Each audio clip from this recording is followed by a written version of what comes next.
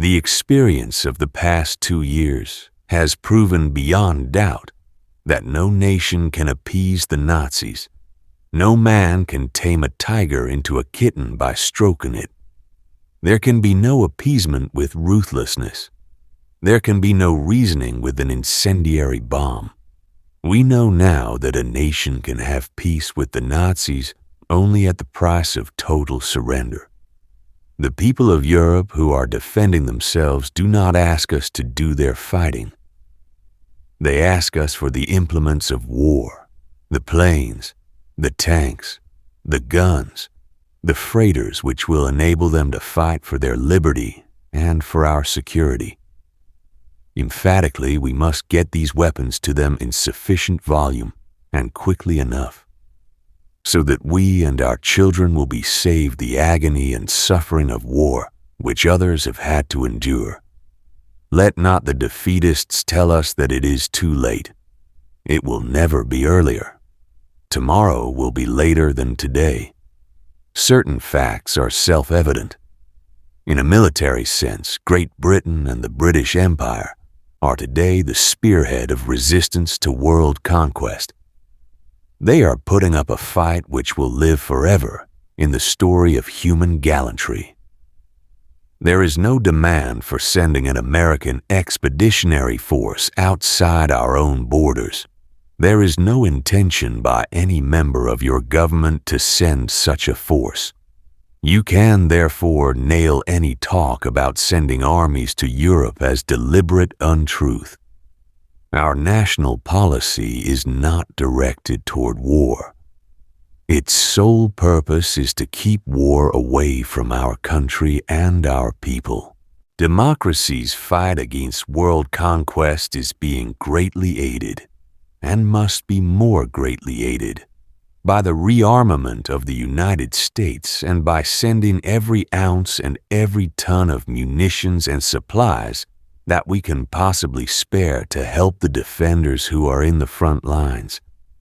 It is no more unneutral for us to do that than it is for Sweden, Russia, and other nations near Germany to send steel and ore and oil and other war materials into Germany every day of the week.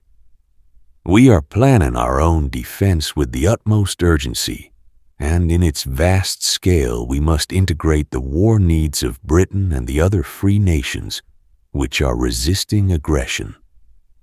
No pessimistic policy about the future of America shall delay the immediate expansion of those industries essential to defense. We need them. It is the purpose of the nation to build now, with all possible speed, every machine, every arsenal, every factory that we need to manufacture our defense material. We have the men, the skill, the wealth, and above all, the will. I am confident that if and when production of consumer or luxury goods in certain industries requires the use of machines and raw materials that are essential for defense purposes, then such production must yield, and will gladly yield, to our primary and compelling purpose. I appeal to the owners of plants, to the managers, to the workers, to our own government employees, to put every ounce of effort into producing these munitions swiftly and without stint. With this appeal, I give you the pledge that all of us who are officers of your government will devote ourselves to the same wholehearted extent to the great task that lies ahead. As planes and ships and guns and shells are produced, your government, with its defense experts, can then determine how best to use them to defend this hemisphere.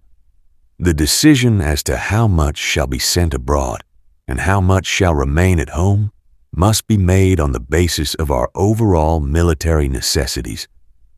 We must beat a great arsenal of democracy. For us, this is an emergency as serious as war itself. We must apply ourselves to our task with the same resolution, the same sense of urgency, the same spirit of patriotism and sacrifice as we would show were we at war.